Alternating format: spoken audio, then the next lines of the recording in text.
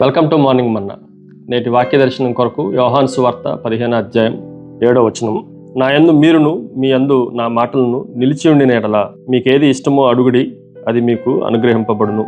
మరొకసారి యేసుక్రీస్తు ప్రభు శిష్యులకి జ్ఞాపకం చేస్తూ చివరి దినాల్లో ప్రభు చెప్పిన ఈ మాటల్లో నుండి 4 ప్రాముఖ్యమైన విషయాలు ఈ ఉదయకాల సమయంలో మనం గ్రహించాలి.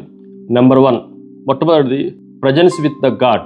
దేవునితో, ప్రభుతో, యేసుక్రీస్తుతో సాన్నిహిత్యము మనం కలిగి ఉండాలి. 7వ వచనంలో నా యందు మీరు, దేవుని యందు మనము నిలిచి ఉండాలి అన్న సత్యాన్ని, దేవుని సన్నిధిలో ప్రభుతో అంటగట్టబడి ఉండాలి అన్న సత్యాన్ని ఉదయకాల సమయంలో మనం గ్రహించాలి.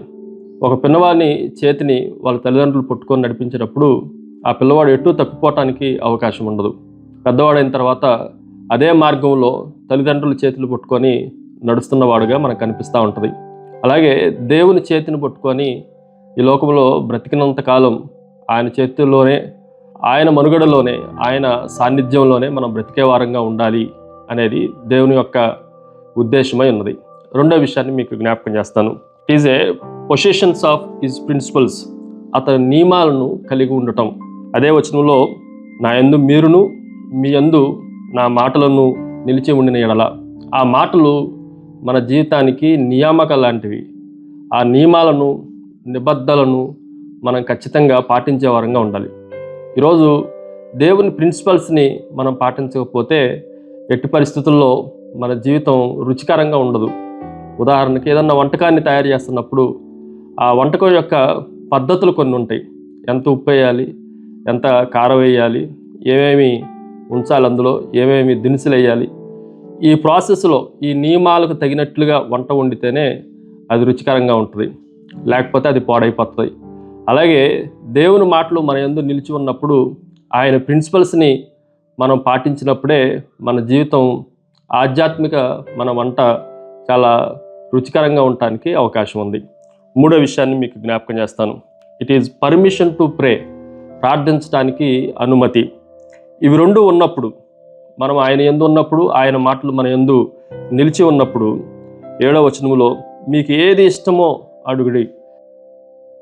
మనకేమీ నిబంధనలు లేవు, మనకేమీ షరతులు లేవు, మనకేమీ బౌండరీస్ లేవు. మన ఇష్టం వచ్చింది దేవుడిని అడగటానికి దేవుడు అవకాశాన్ని కలిగిస్తూ ఉన్నాడు. బాగా తల్లిదండ్రుల చేత ప్రేమించబడుతున్న కుమారుడు, తల్లిదండ్రులకి లోబడి ఉన్న కుమారుడు, తల్లిదండ్రుల మాటకు జవదాంటని కుమారుడిను, అతను ఏవడిగినా తల్లిదండ్రులు ఇవ్వటానికి ఇష్టపడినట్లుగా మనం దేవునికి తగినట్లుగా ఉంటే మనం ఏది అడిగినా ఇవ్వటానికి దేవుడు సిద్ధంగా ఉన్నాడు. 4వ విషయాన్ని మీకు జ్ఞాపకం చేస్తాను. Purposeful petition.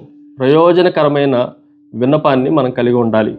ఉదాహరణకి ఒక నది ప్రవహిస్తున్నప్పుడు అందులో కర్ర వేస్తే ఆ నదీ ప్రవాహంలోనూ కొట్టుకుని పోతుంది. అలాగే దేవుని మాటల్లో మన హృదయ కోరికలు కూడా ఆ ప్రవాహంలోనే కొట్టుకొని పోవాలి. అప్పుడు అది మనకి ప్రయోజనకరంగా, ఆశీర్వాదకరంగా ఉండటానికి అవకాశం ఉంది. కాబట్టి ఉదయకాల సమయంలో దేవుని యందు నిలిచి ఉండటానికి మనల్ని మనం ప్రభువుకు అప్పగించుకుందండి.